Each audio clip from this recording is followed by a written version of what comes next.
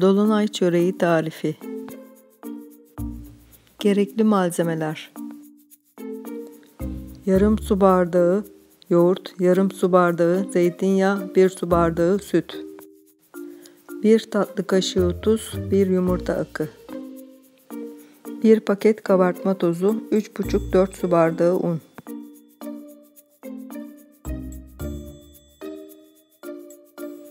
Tüm malzeme kabın içine alınır.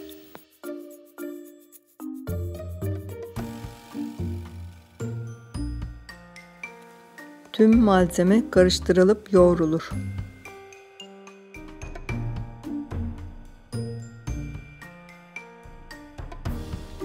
Hamur hazır olduktan sonra tezgah üzerinde 5 dakika daha yoğrulur.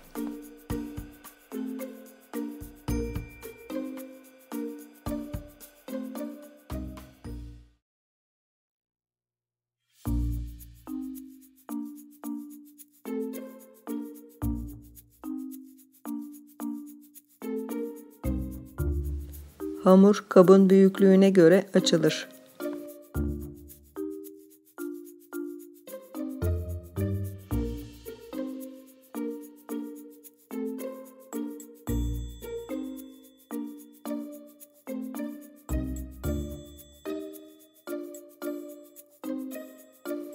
Yağlanmış kaba yerleştirilir.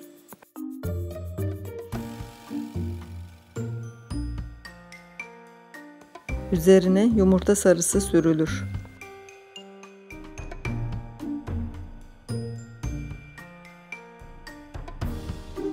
Susam ve çörek otuyla süslenir.